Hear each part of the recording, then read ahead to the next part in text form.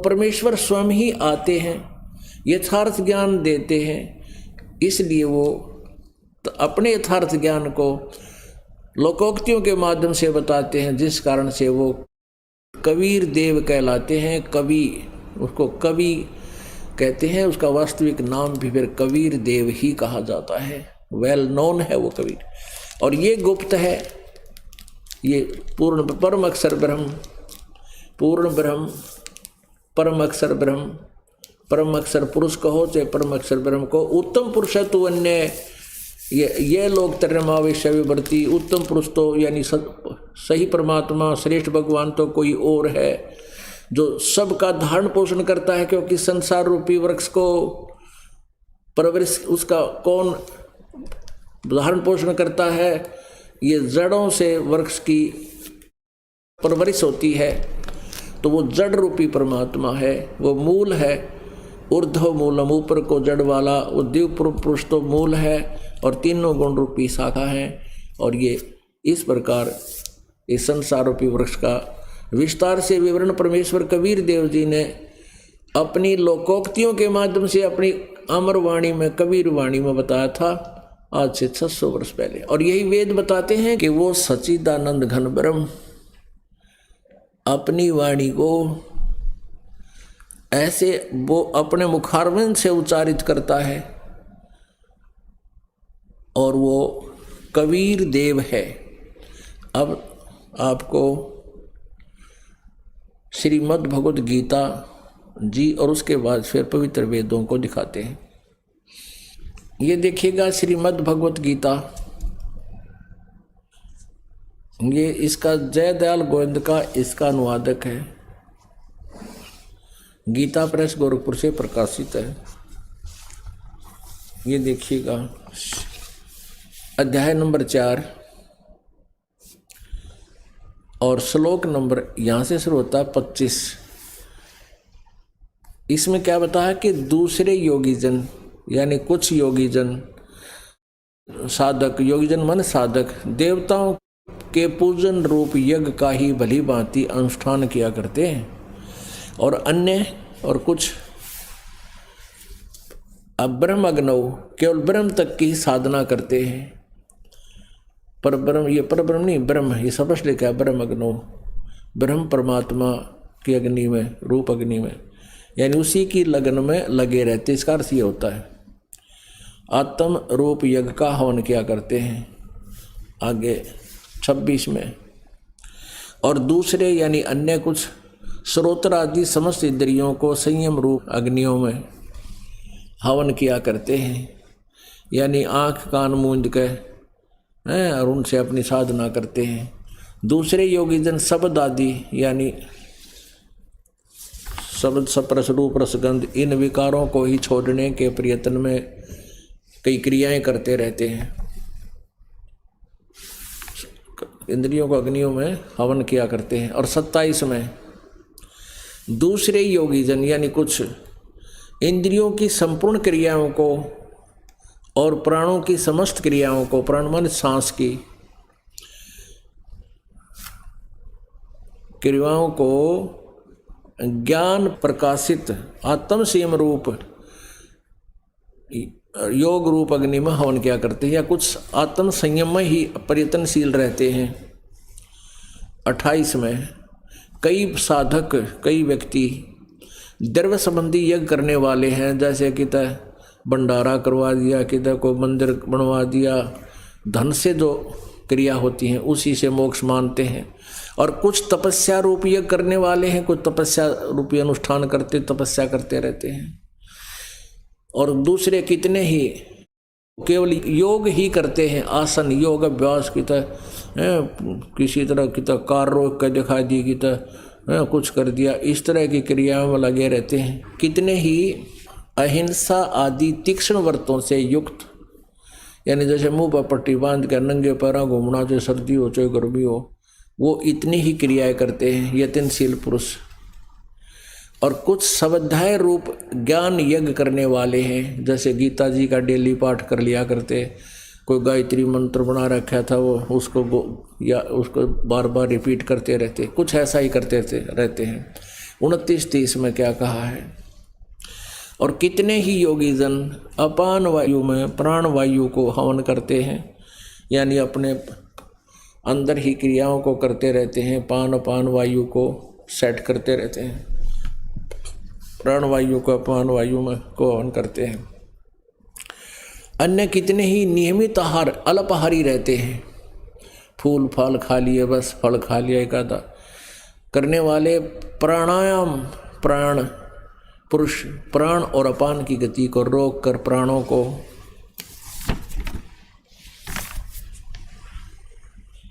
प्राणों में ही हवन किया करते हैं, यानी श्वास के साधना करते हैं, सूक्ष्म श्वास बना लेते हैं, काफ़ी वर्षों तक उसको रोकना का अभ्यास कर लेते हैं काफ़ी समय तक, और काफ़ी वर्षों तक वो जीवित रह जाते हैं। ये सभी साधक यज्ञों द्वारा, इन साधनाओं द्वारा पापों का नाश कर देने वाले यज्ञों को जानने वाले हैं। इसका अर्थ थोड़ा गलत कर दिया इन्होंने। इसका अर्थ है कि ये सभी अपनी साधनाओं को पाप नाश करने वाला मानते हैं। अच्छा, 31 में क्या कहा है कि जो साधना ही नहीं करते वो तो कति नालायक हैं, उनका आस्था खत्म हो जाती है, भगवान में नास्तिक हो जाते हैं। कुरुश्रेष्ठ अर्जुन, यज्ञ से बचे हुए अमृत का अनुभव करने वाले सनातन पर ब्रह्म, यानी सनातन पर ब्रह्म जानती, यानी उस सनातन परमात्मा अनादि भगवान सच्चिदानंद घन ब्रह्म को, परम अक्षर ब्रह्म को प्राप्त होते हैं। और यज्ञ न करने वाले पुरुष के लिए, यानी जो साधना करते ही नहीं, भक्ति करते ही नहीं, उनके लिए तो मनुष्य लोक भी सुखदायक नहीं होता, तो परलोक तो कैसे सुखदायक हो सकता है। अब 32 में स्पष्ट किया है, अध्याय नंबर 4 के श्लोक नंबर 32 में। इस प्रकार और भी बहुत तरह के यज्ञ माने धार्मिक अनुष्ठान, ब्रह्मण मुखे, अब ये देखना ब्रह्मण मुखे, इन्होंने यहाँ गलत कर दिया, वेद की वाणी में नहीं, ये लिखना था उस उत्तम पुरुषत्व अन्य, उस और परमात्मा है ना जो सच्चिदानंद घन ब्रह्म अक्षर पुरुष, उसकी वाणी में। अब ब्रह्मण का अर्थ देखते हैं, इन्हीं के द्वारा अनुवादित है, अध्याय नंबर 17 का और श्लोक नंबर 23। ये देखिएगा, ये देखो अध्याय नंबर 17 का और श्लोक नंबर ये 23 है। इसमें देखो, ओम तत्सत इति निर्देश है ब्रह्मण, ये स्पष्ट लिखा है, ब्रह्मण त्रिविध समर्थ है, ब्राह्मण तेन वेदा च यज्ञा च विहिता पुरा। अभी से हमने सिर्फ यहाँ से लेना है कि ब्रह्मण का क्या अर्थ बनता है। ओम तत्सत, ओम ओम तत्सत तत्सत सत, ऐसे यह 3 प्रकार का ब्रह्मण माने सच्चिदानंद घन ब्रह्म का, निर्देश माने नाम कहा है।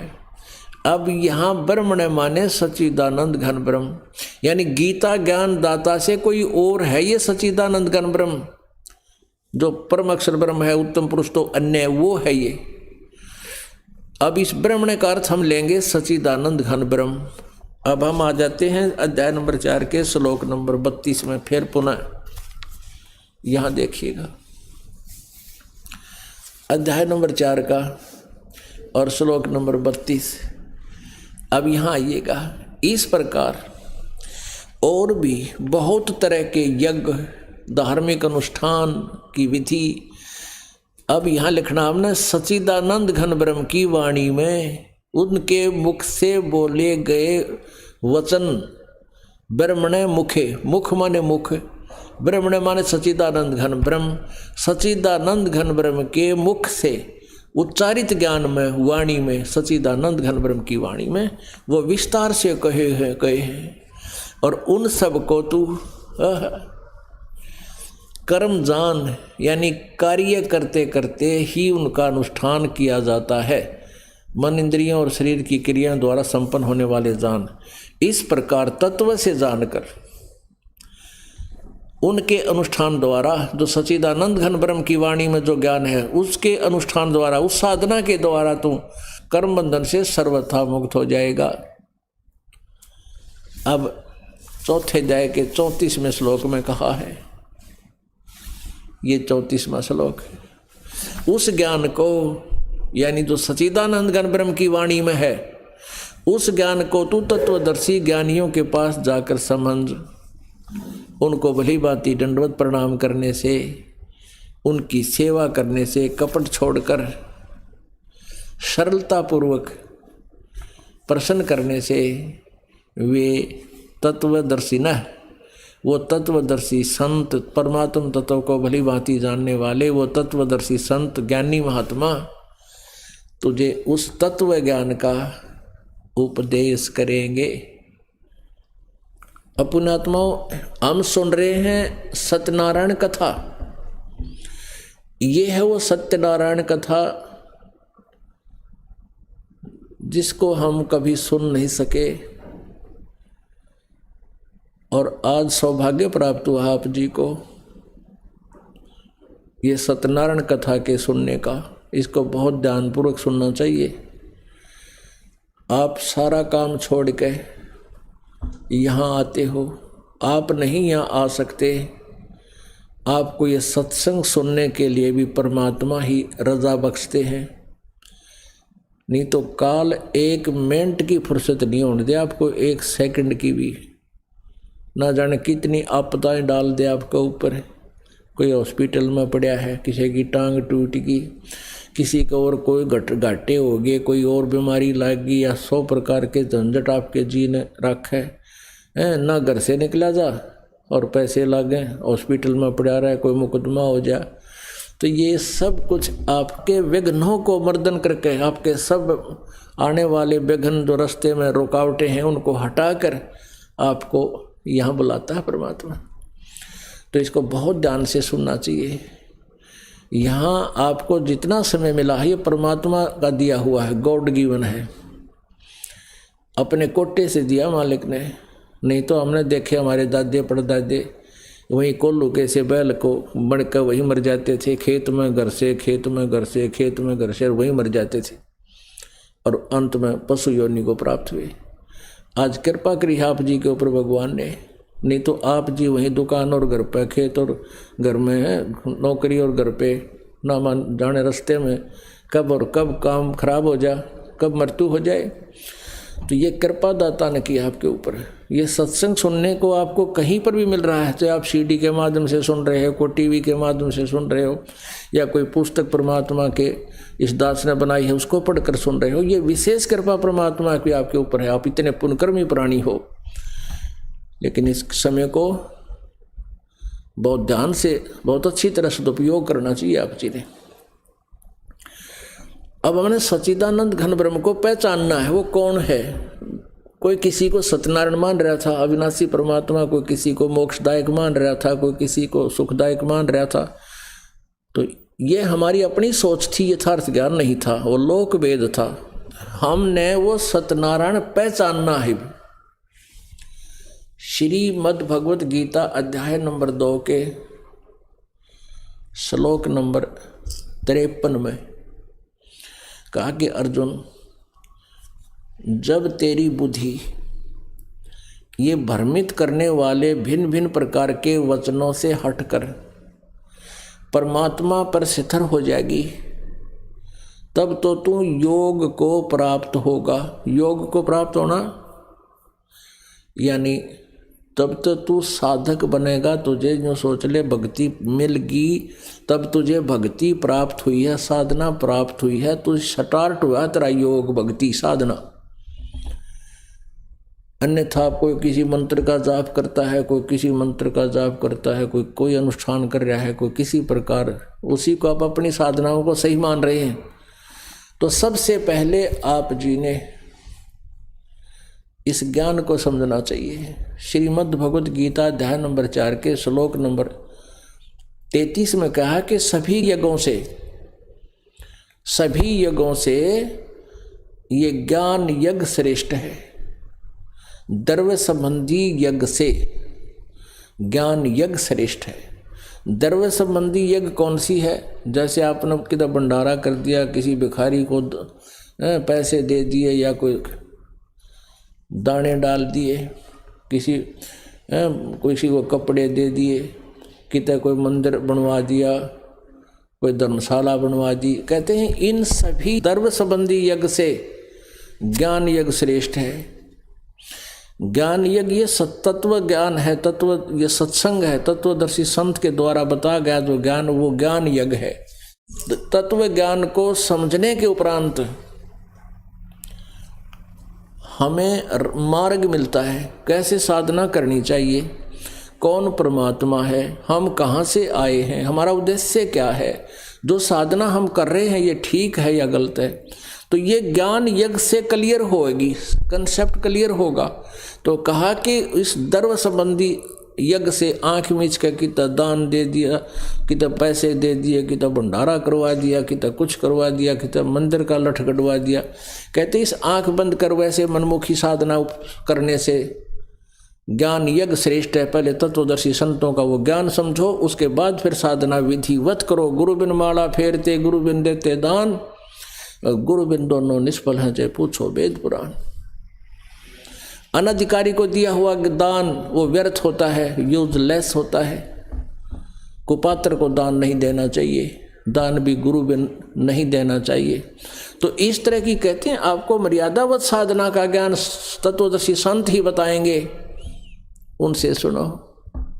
तो पुण्यात्मा, हमने सबसे पहले उस सत्यनारायण को पहचानना है। वो कौन है, कहाँ रहता है, वो क्या लीलाएं करता है, ताकि हम उसको पहचान सकें। और कहाँ लिखी है उसकी लीलाएं, और कब की उस परमात्मा ने ऐसी लीलाएं जो हमारे सदग्रंथों में लिखी है। तो फिर हम उस सत्यनारायण को पहचान कर फिर एक रस होकर भक्ति करेंगे। हम निसंशय हो जाएंगे, हम दृढ़ हो जाएंगे एक भगवान पे, जिसका जब हमें ये प्रमाणित हो जाएगा कि ये भगवान है अविनाशी, ये सत्यनारायण है। अविनाशी भगवान की पूजा करने से हम भी अविनाशी हो जाएंगे, और नाशवान भगवानों की भक्ति करने से हम भी नाश में ही रहेंगे। जैसे गीता जी अध्याय नंबर 4 के श्लोक नंबर 5 और 9 में, गीता जी अध्याय नंबर 2 के श्लोक नंबर 12 में ये गीता ज्ञानदाता कहता, अर्जुन तेरे भी और मेरे भी ये सर्वब्रह्म। गीता ज्ञानदाता श्री कृष्ण में प्रवेश करके बोल रहा है ये ब्रह्म।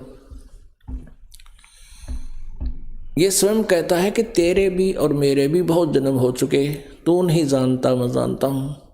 मेरे जन्म और कर्म दिव्य हैं। अब आपको बताया ना कि जब एक ब्रह्मांड का विनाश होता है और 70,000 बार ये त्रिलोकीय शिव विनाश को प्राप्त हो जाता है, तब एक ब्रह्मांड का विनाश होता है और इस ब्रह्म की मृत्यु होती है, दुर्गा की भी मृत्यु होती है। और फिर ये दूसरे ब्रह्मांड में चले जाते हैं। इसके 21 ब्रह्मांड है ऐसे। तो उसमें जाते ही इनका अपने आप युवा शरीर बन जाता दोनों का। तो ये क्या कहता है कि मेरा जन्म मृत्यु तो है, लेकिन मेरा जन्म और कर्म दिव्य है। अब जन्म तो ऐसे दिव्य हो गया कि अपने आप इसका युवा शरीर बन जाता है परमात्मा कबीर देव की कृपा से। और कर्म कैसे दिव्य हैं, इसने गीता जी अध्याय नंबर 7 के श्लोक नंबर 24 और 25 में कहा कि मैं किसी के समक्ष नहीं आता। श्री कृष्ण में बोल रहा है वो काल। और ये मूर्ख लोग जन समुदाय मुझे कृष्ण मान रहा होगा, मनुष्य जैसा मान रहा होगा, मनुष्य सदृश जो मैं यहाँ खड़ा हूँ कृष्ण रूप में मान रहा है मुझे, कृष्ण रूप में खड़ा मुझे मान रहे। मैं कृष्ण नहीं हूँ, क्योंकि ये अपना काम कैसे करता है, इसके कर्म कैसे करता है। जैसे श्री कृष्ण में प्रवेश करके महाभारत करवा दिया, जबकि श्री कृष्ण जी तो मना करें थे। पहले 2-3 बार गए शांति दूत बनकर और युद्ध के पक्ष में नहीं थे। अंत में श्री कृष्ण जी ने ये कह दिया था कि मैं युद्ध नहीं करूँगा, हथियार नहीं उठाऊँगा।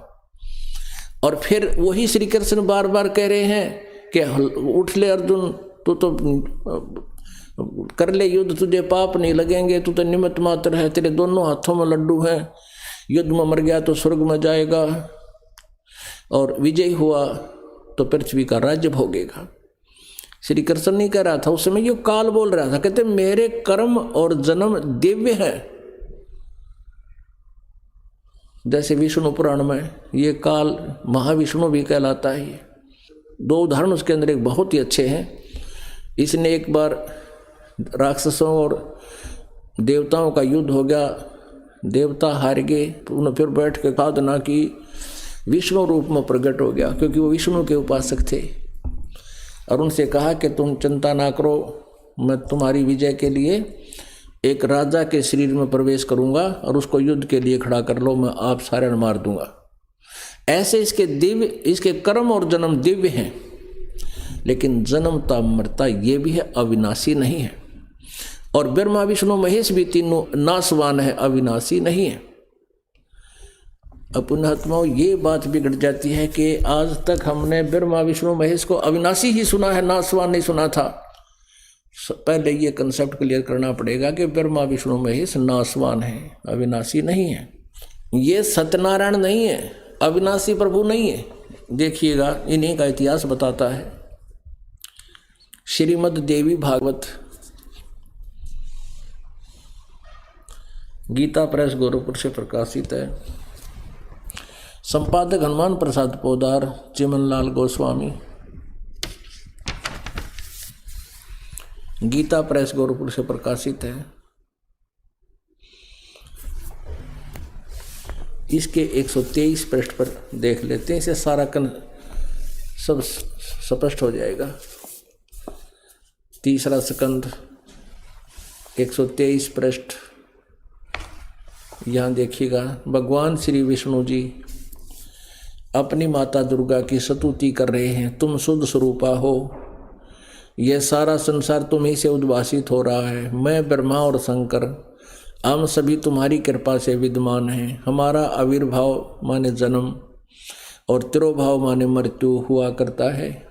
हमारा जन्म और मृत्यु हुआ करता है। हम अविनाशी नहीं, हम सत्यनारायण नहीं है।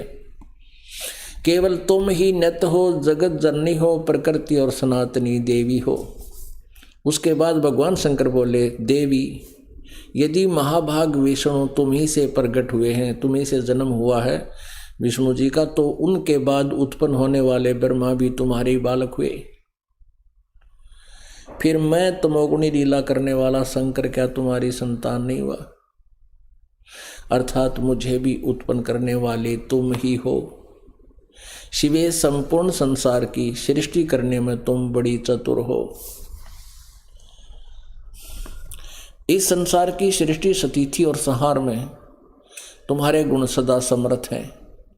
उन्हीं तीनों गुणों से उत्पन्न हम ब्रह्मा विष्णु एवं शंकर नियमानुसार कार्य में तत्पर रहते हैं। अब पुण्यात्माओं, इससे 4 कंसेप्ट क्लियर हो गए। नंबर 1, ब्रह्मा विष्णु महेश ये तीनों नाशवान हैं, ये अविनाशी नहीं है, सत्यनारायण नहीं है। सत्यनारायण माने अविनाशी परमात्मा। दूसरा ये हो गया कि दुर्गा इनकी माता है, ये इनके पुत्र हैं। और तीसरा ये हुआ कि रजगुण ब्रह्मा जी, सतगुण विष्णु, तमगुण शिव जी। और चौथा ये हो गया कि ये केवल नियमानुसार कार्य ही कर सकते हैं।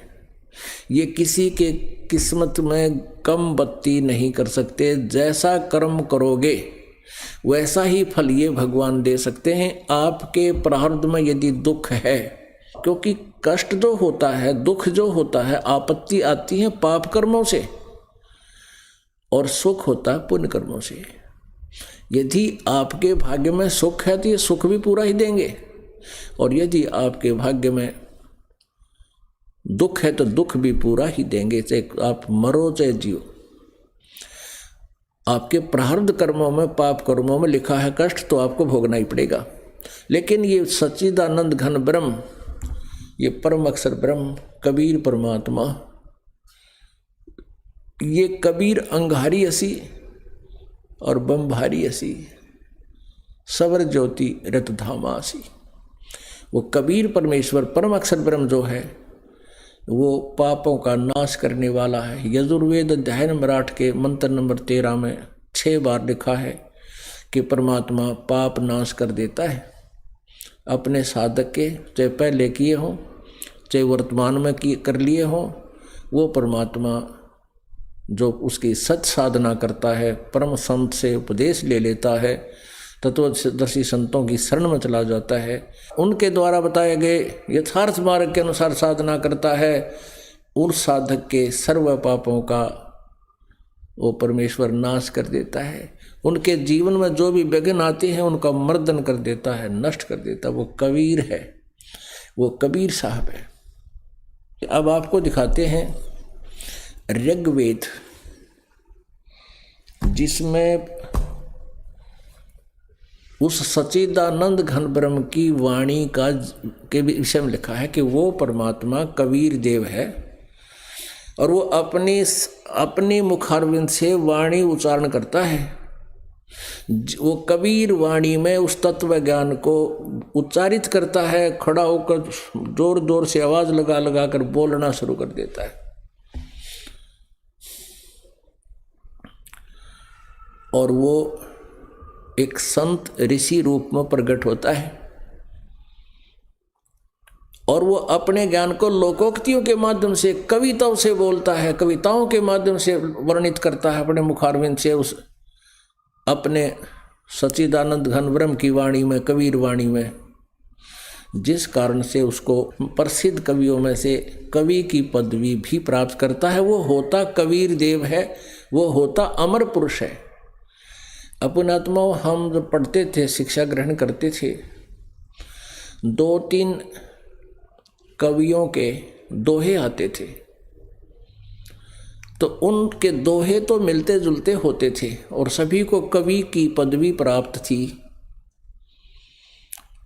उनमें से एक परमेश्वर कबीर देव जी भी कवि की पदवी में होता था। लेकिन अब उनके यथार्थ ज्ञान से, उनकी पूरे उस तत्व ज्ञान को देखा पढ़ा तो वो तो भगवान भी था। कवि की पदवी तो उनको प्राप्त थी ही थी, वो परमात्मा भी थे, वो तो भगवान है, आज भी है अपने आत्माओं। और यही प्रमाण पवित्र वेद बता रहे हैं। ऋग्वेद आपका ये पूरा कंसेप्ट क्लियर कर देगा। कौन है वो अविनाशी परमात्मा, उसका नाम क्या है, वो लीला कैसी लीला करता है। जैसे आज से 600 वर्ष पहले वो परमेश्वर सतलोक से चलकर आए सशरीर, आदरणीय धर्मदास जी को मिले, जिन्होंने उनके द्वारा बोली गई वो सच्चिदानंद घन ब्रह्म की वाणी, कबीर वाणी को लिपिबद्ध किया, जो आज हमारे पास उपलब्ध है। कबीर सागर, कबीर साखी, कबीर बीजक, कबीर दोहावलियों के रूप में, कविताओं के रूप में उपलब्ध है। आदरणीय नानक साहिब जी को मिले वो सतपुरुष, अविनाशी परमात्मा। सतपुरुष माने अविनाशी, पुरुष माने प्रभु, सत्य माने अविनाशी, सत्यनारायण। आदरणीय मलुकदास जी को मिले, आदरणीय दादू साहिब जी को मिले, आदरणीय गरीबदास साहिब गांव छुडानी, जिला झज्जर, हरियाणा वाले को वो परमेश्वर सच्चिदानंद घन ब्रह्म आकर के सतलोक से चलकर आए और वहाँ छुडानी गांव के खेतों में जब गरीबदास जी 10 वर्ष के बालक गौओं को चरा रहे थे, उस समय मिले। आदरणीय घीसादास साहिब जी को खेखड़ा वाले को मिले, जो उत्तर प्रदेश मेरठ में। तो ये लीला परमात्मा परम अक्षर ब्रह्म किया करते हैं और वही आज वेद गवाही दे रहे हैं। ये देखिएगा ऋग्वेद मंडल नंबर 9 सूक्त नंबर 86 और मंत्र नंबर 26। अनुवाद इन्हीं कहाँ से प्रकाशित है पहले ये देखेंगे ना, तो ये सोचेंगे आप पर गड़ रखी होगी नगिता। यहाँ देखिएगा, ये यहाँ पर है। प्रकाशक हैं सार्वदेशिक आर्य प्रतिनिधि सभा, महर्षि दानंद भवन, रामलीला मैदान, नई दिल्ली से। ये इनके फ़ोन और फैक्स नंबर हैं। यहाँ पर देखिए मुद्रक हैं Prince offset printers 1510 Pataudi house Daryaganj नई दिल्ली। अब देखना इसके ऋग्वेद मंडल नंबर 9 सूक्त नंबर 86 मंत्र 26 में कितना अच्छा वर्णन किया है। यज्ञ करने वाले यजमानों के लिए, साधना करने वाले साधकों के लिए परमात्मा सब रास्तों को सुगम करता हुआ उनके विघ्नों को मर्दन करता है और उनको पवित्र करता हुआ अपने रूप को सरल करता हुआ, इसे सदा परमात्मा साकार है। अपने रूप को हल्के तेज पुंज का बना कर आता है वो परमात्मा, अपने रूप को सरल करता हुआ वह कांति में परमात्मा। ये इन्होंने कबीर का अर्थ, ये कबीर, इसको कबीर कहो चाहे कवि कहो, जैसे पुनर्जन्म होता है उसको पुनः कहो चाहे पुनर्जन्म कहो, पुनर्। तो ये कबीर देव वो कवि है। इन्होंने इसका अर्थ सर्वज्ञ कर दिया कवि का, या तो अर्थ नहीं करना चाहिए क्योंकि कवि सर्वज्ञ कोई नहीं होता। कवि तो कवि होता है, लेकिन यहाँ लिखना चाहिए कबीर देव है और विद्युत के समान क्रीड़ा करता हुआ वर्णीय पुरुष को, वो अच्छी आत्मा को, श्रेष्ठ पुरुष को प्राप्त होता है। अब ये कंसेप्ट क्लियर करेंगे कबीर देव। ये कवि का अर्थ कवि सर्वज्ञ नहीं, कबीर देव लिखना था यहाँ पर। अब जैसे यजुर्वेद है, पुण्यात्माओं, ये वही सदग्रंथ हैं, ये वही पवित्र वेद हैं जिनको हम बहुत दिनों से शिरोधार्य मानते आ रहे हैं कि उनमें जो लिखा वो सही है। अब उनमें जो लिखा है वो हम नहीं पढ़ पाए, नहीं समझ पाए, तो आज हम उन्हीं को पढ़ रहे हैं, उन्हीं को समझ रहे हैं। तो आज हम अपनी आंखों देख करके सच्चाई को ग्रहण करेंगे। इसके विपरीत यदि किसी ने परमात्मा की महिमा कुछ बताई है वो व्यर्थ है। जो भगवान को निराकार कहते हैं, जो कहते हैं कि वो एक देशीय नहीं है, किसी एक स्थान पर नहीं रहता, तो ये जो कथाएं हमें सुनाई गई थी वो व्यर्थ थी, वो झूठी थी, वो लोक वेद था, उनको परमात्मा का साक्षात्कार नहीं हुआ, जिस कारण से उन्होंने मिथ्या व्याख्याएं कर रखी है। आज वही वेद हमें बता रहे हैं कि वो परमात्मा साकार है, अपने रूप को हल्का करके यहाँ आता है। जैसे अब प्रसंग चल रहा है कि कवि का अर्थ इन्होंने सर्वज्ञ कर दिया, यहाँ लिखना था वो कबीर देव है, हम उसको कबीर साहब बै बोलने लगे, वो कबीर साहब कहने लगे। अभी यजुर्वेद अध्याय नंबर 5 के मंत्र नंबर 1 के विषय में आपने सुना कि उसमें 2 बार लिखा है कि परमात्मा सशरीर है। अग्ने तनुरसी, हे परमेश्वर आपका तेजोमय शरीर है, वो सतलोक में स्थिर है, एक स्थान पर रहता है वो भगवान। और वही परमात्मा अन्य रूप धारण करके यहाँ सबका धारण पोषण करने के लिए, यानी हमें सद्मार्ग दिखाने के लिए, हम भक्तिहीन होकर के हम यहाँ दुख पाते हैं, हम कंगाल हो जाते हैं, दारिद्र हो जाता है, हम बीमारियों से ग्रस्त हो जाते हैं, वो परमात्मा आता है, हमें सत्य भक्ति बता देता है। उस सत्य भक्ति के करने से हम रोग मुक्त भी हो जाते हैं, हमारे घर में धन की बरकत भी शुरू हो जाती है।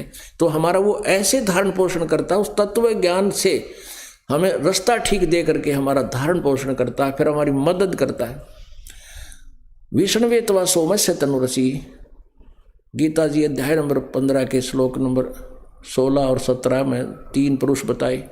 2 तो नासवान है, सरपुरुष और अक्षर पुरुष, और उत्तम पुरुष तो अन्य परमात्मा इति उदाहरते, वो पुरुषोत्तम तो कोई और है जिसको भगवान कहा जाता है। और ये लोक तरम अविश्य विभर्ति अवैश्वर है, 2 लोकों में प्रवेश करके सबका धारण पोषण करता है, वो अविनाशी परमात्मा है।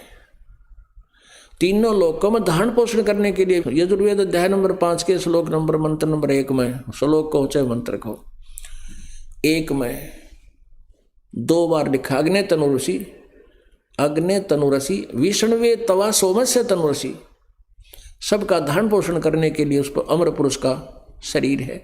वो परमात्मा अपने रूप को हल्का करके, अभी आपने पढ़ा ऋग्वेद मंडल नंबर 9 सूक्त नंबर 86 मंत्र नंबर 26 में आपने पढ़ा, 26 में आपने स्वयं पढ़ा कि वो परमात्मा अपने रूप को सरल करता हुआ हल्का तेज पुंज का रूप बना करके वो परमात्मा यहाँ आता, नहीं तो हम देख नहीं सकते उनकी इतनी रोशनी है।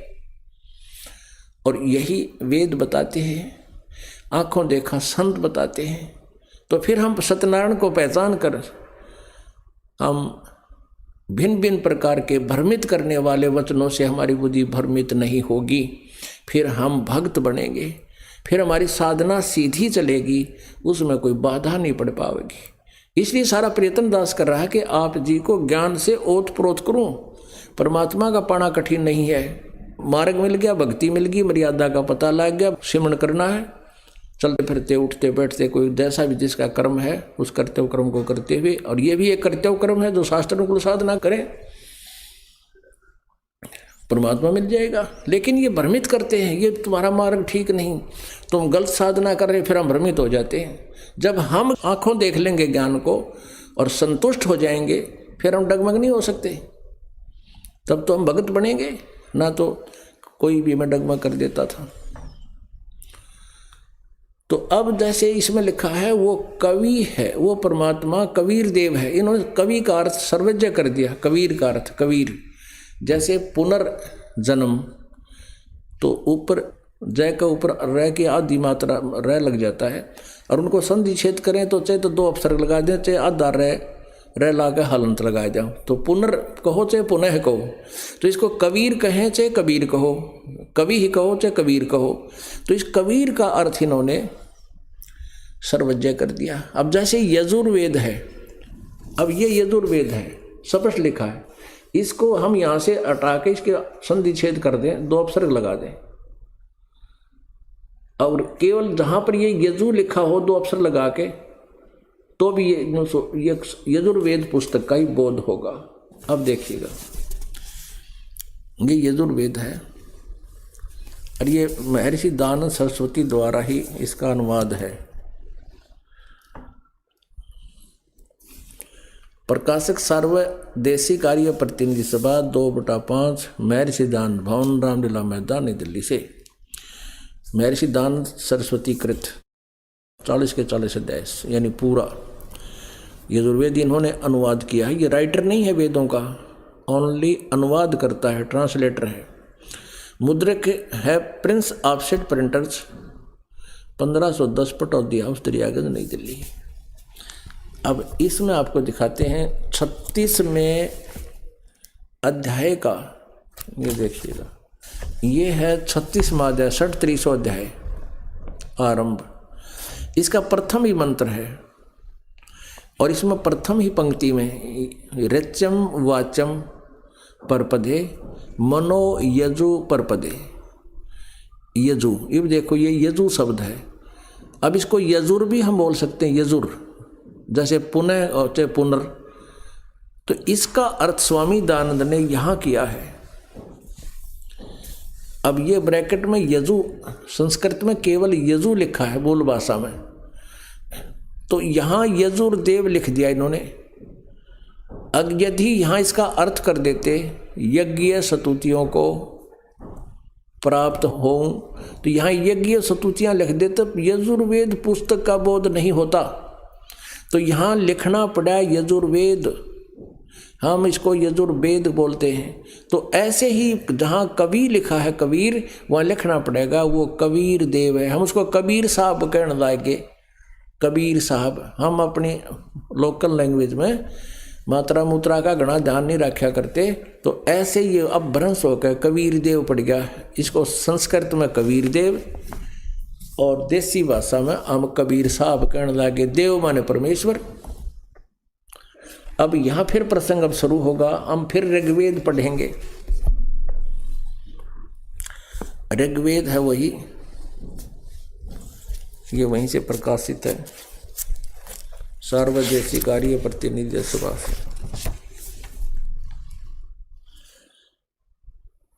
और ये वही का वही है। अब हम आते हैं ऋग्वेद मंडल नंबर 9 सूक्त नंबर 86 का और मंत्र नंबर 26।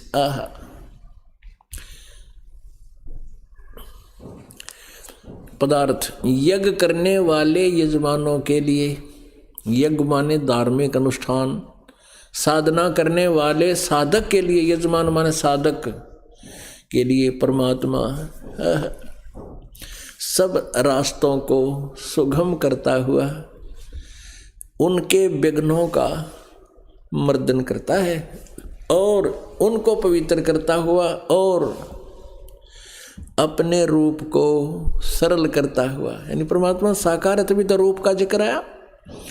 वो हल्का तेजपुंज का रूप बनाकर नीचे आता है, सरल करता हुआ अपने रूप को सरल करता, वह कांति में परमात्मा कबीर देव। हम यहाँ लिख लेंगे कबीर देव, इनकी संस्कृत व्याकरण खराब नहीं करते, हम कबीर देव लिख देंगे। हम उसको कबीर देव कहने लगे, कबीर और देव माने परमेश्वर, देव माने परमेश्वर, कबीर साहब हो, हम उसको कबीर साहब कहने लगे। विद्युत के समान वो कबीर देव विद्युत के समान क्रीड़ा करता हुआ वर्णीय पुरुष को प्राप्त होता है। वर्णीय माने श्रेष्ठ पुरुष को, उस अच्छी आत्मा को मिलता है। वो क्या करता है, वो कहाँ रहता है भगवान। अब 27 मंत्र में ऋग्वेद मंडल नंबर 9 सूक्त नंबर 86 के 27, जो परमात्मा वो कबीर देव ध्रुलोक के उस तेजो में लोक के सतलोक के तीसरे पृष्ठ पर विराजमान है, वहाँ रहता है। पुण्यात्माओं यह स्पष्ट हो गया कि ऋग्वेद मंडल नंबर 9 सूक्त नंबर 86 के मंत्र 26-27 में दोनों कंसेप्ट क्लियर हो गए कि वो परमात्मा कबीर देव है और वो साकार है और वो बिजली जैसी गति से वहाँ से चलकर आता है। कहाँ से, वो ध्रुलोक के तीसरे पृष्ठ पर विराजमान है। इसके समर्थन में कि वो तीसरे लोक में रहता है, वो एक देशीय है, एक स्थान पर रहता है। अब इसके और समर्थन में आपको दिखाते हैं, जो हम जहाँ आपको आज के सत्संग के आधार से लाना चाहते हैं। ऋग्वेद मंडल नंबर 9 और सूक्त नंबर 96 के मंत्र नंबर 16, 17, 18, 19 और 20 कति कंसेप्ट क्लियर कर देते हैं। इसमें क्या पूछा है, मंत्र नंबर 16 में ऋग्वेद मंडल नंबर 9 सूक्त नंबर 96 यानी 96 के मंत्र 16 में ये पूछा है कि हे परमात्मा, आप अपने उस यथार्थ उत्तम नाम का, श्रेष्ठ नाम का ज्ञान कराए। आपका वास्तविक नाम क्या है, ये देखिएगा, पढ़िएगा। ऋग्वेद मंडल नंबर 9 सूक्त नंबर 96, ऋग्वेद मंडल नंबर 9 और सूक्त नंबर 96, इसमें 16वां मंत्र है। गुहम चारु नाम, यहाँ इसका अर्थ है, हे परमात्मन, गुहम माने सर्वोपरि रहस्य युक्त, गुप्त, गुहम माने गुप्त, श्रेष्ठ नाम, नाम माने नाम, आपका जो श्रेष्ठ नाम है, ये तुम्हारी संज्ञा ने अर्थ गलत कर दिया, नाम का अर्थ रख दिया, जो तुम्हारी श्रेष्ठ संज्ञा नहीं, जो तुम्हारा श्रेष्ठ नाम है, आप उसका ज्ञान कराएं, आप उसका ज्ञान कराएं।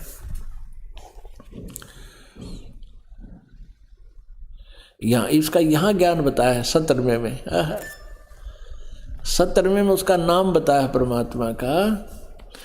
क्या लिखा है, शिशुम जगानम हरियंतम मर्जंती शुभंती वहीन मृतो गणेन कबीर गिरभी, ये ऊपर रेला रखे, कबीर गिरभी कावेना, और यू कबीर, कबीर देव संत सोम है, पवित्र अति एति, अत्येति रेभन, रेभन माने गर्जता हुआ, ये देखो रेभन सन गर्जता हुआ। अब इन्होंने यहाँ यहाँ लगाना था। ये है संत सोम, पवित्र अत्यति रेभन कबीर। ये कबीर गिर भी क्यों नहीं अनुवाद नहीं करना आया, हम मोटा मोटा इन्हीं से लेंगे तभी हम समझ सकेंगे। यहाँ इन्होंने इस कवि का अर्थ क्या कर दिया, कवि लोग कर दिया। ये कबीर गिर भी, अब यू रे हटा के 2 बिंदी ला दी। ये देखो रे हटा के और कवि के 2 बिंदी ला दी, और गिर भी माने वाणी द्वारा। अब फिर देखो, आप बुद्धिमान हो, शिक्षित हो, देवनागरी लिपि है, संस्कृत कोई पहाड़ नहीं है। कबीर गिर भी माने ये वाणी द्वारा अपने आप अनुवाद कर रहे हैं, और ये कबीर है ये लिखा हुआ। हम यहाँ इसको मान लें कबीर वाणी द्वारा। और ये दूसरा जो कबीर है, इसका इन्होंने कितना वर्णन नहीं कर रखा, इन्होंने कहीं पर भी इस कबीर का अनुवाद नहीं किया। ये देखो शिशु, ये ब्रैकेट में है संस्कृत शब्द, ये देखो ब्रैकेट में, ये तो ये हर्त, ये देखो कहीं पर भी और कवि नहीं है, ओनली एक कवि लिया है। ये देखो, इसलिए इन्होंने गलत सलत अनुवाद करके खिचड़ी बना रखी है। यू कबीर शब्द एक और है, इसका अर्थ है कि वो शिशुम जगानम, जो परमात्मा ऋग्वेद मंडल नंबर 9 सूक्त नंबर 1 के मंत्र नंबर 9 में जिसके बारे में कहा है कि वो शिशु रूप धारण करके आता। अब थोड़ा सा वो देखेंगे, आप ये भी दिखाता हूँ आपको अभी।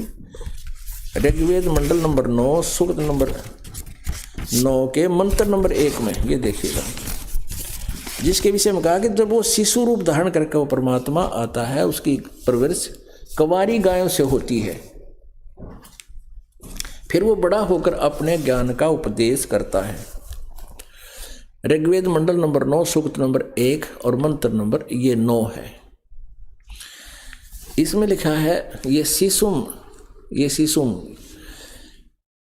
उस, इमम माने उस, इन्होंने किया सोम स्वभाव वाले पुरुष को, पुरुष नहीं परमेश्वर को, सोम उस अमर पुरुष को, शिशुम जो शिशु रूप में धारण करके प्रकट होता है कुमार अवस्था में ही, अभी सब प्रकार, अभी माने सब प्रकार से, अधन्या माने अहिंसनीय, धेनुआ माने गौएं, अभी अधन्या का अर्थ होता कंवारी, जो कभी भी सांड के द्वारा टच ना की गई हो, सताई ना गई हो, अहिंसनीय।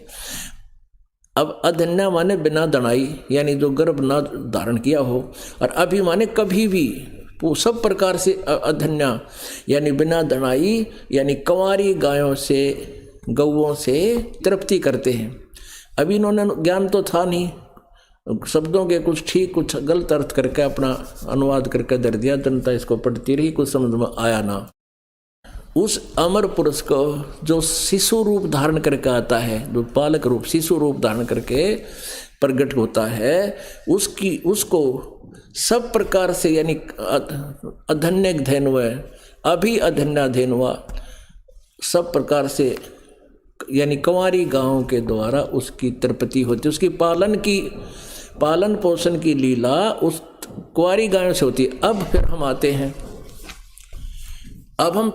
हैं ऋग्वेद मंडल नंबर 9 सूक्त नंबर 96 के मंत्र नंबर 17 में।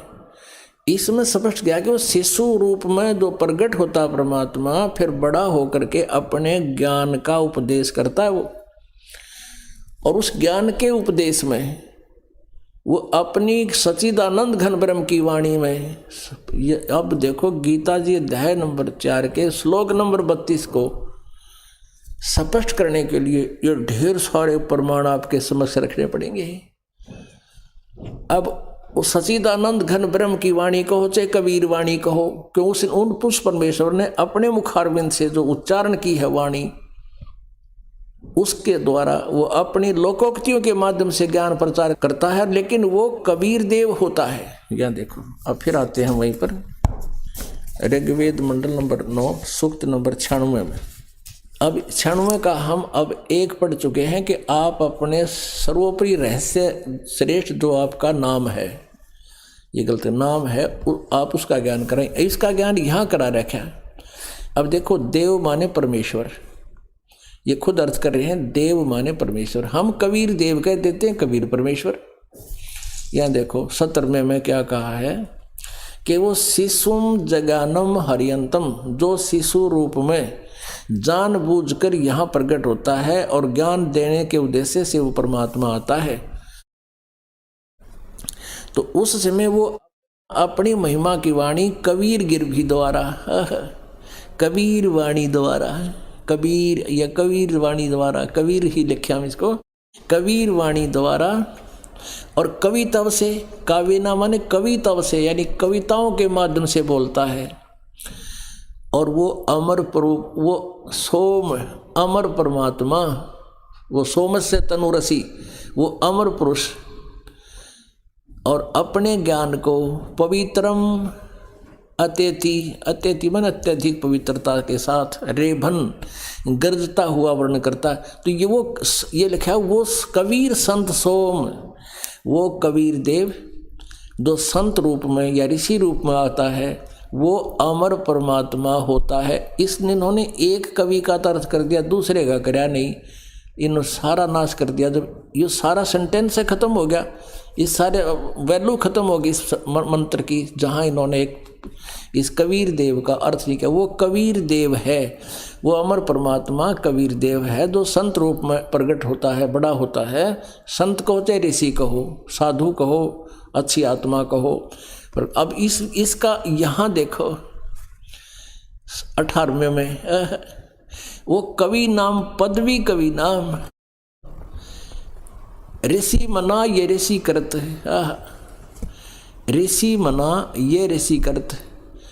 जो संत रूप में जो परमात्मा यानी ऋषि रूप में प्रकट होता है, उस ऋषि करत जो सहस्र अणित है, हजारों असंख्यों वाणियाँ, हजारों वाणी जो बोलता है, वो ऋषि मना, ऋषि स्वभाव के, संत स्वभाव के भक्तों के लिए वो बहुत सवरसा माने बहुत आनंददायक होती हैं। और वो परमात्मा कवियों में से एक प्रसिद्ध कवि की भी पदवी प्राप्त करता है। और वो तृतीयम धाम, वो तीसरे धाम में विराजम अनुराजती सतुप शिष्य महिष शिष्य संत सोम। इसका स्पष्ट अर्थ है कि वो तीसरे धाम में रहता है, विराजमान है, वो ऋषि रूप, और वहाँ से चल कर आता है। यहाँ देखिएगा इसका अनुवाद।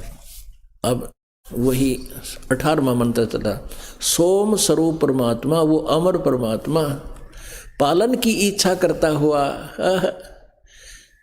तीनों लोकों में प्रवेश करके जो सबका धारण पोषण करता है, वह अव्यय ईश्वर 15वें अध्याय का, गीता जी के 15वें अध्याय का 17वें श्लोक से संबंधित है। वह अमर परमात्मा पालन की इच्छा करता हुआ तीनों लोकों में प्रवेश करके सबका धारण पोषण करने के उद्देश्य से जो महान परमात्मा तृतीयम धाम देवयान और पितरान, इन दोनों से पृथक तीसरा जो मुक्ति धाम है, उसमें विराजमान है। ये ज्ञान योगी इन्होंने गलत फंसा दिया, सिर्फ अपनी दानंद की अच्छी सोच को बनाए रखने के लिए वेदों का भी अनर्थ कर रहे हैं। यहाँ भगवान की महिमा चल रही है, ज्ञान योगी से कोई लिंक नहीं। वो तीसरे लोक में है, विराजमान है। बस ये ज्ञान योगी हटा दे यहाँ से, वो विराजमान है। वो तीसरे धाम में, तृतीयम धाम विराजम, तीसरे धाम में विराजमान है। ऋषिकृत, देखो इसका अर्थ सब ज्ञानों का प्रदाता। ऋषिकृत माने उस ऋषि रूप में प्रकट परमात्मा द्वारा बोली गई, रचना की गई। सत साहिब सभी भक्तों को, जो भगत मेरे चैनल में पहली बार आए हों तो चैनल को सब्सक्राइब और वीडियो को लाइक ज़रूर करें। सत साहिब।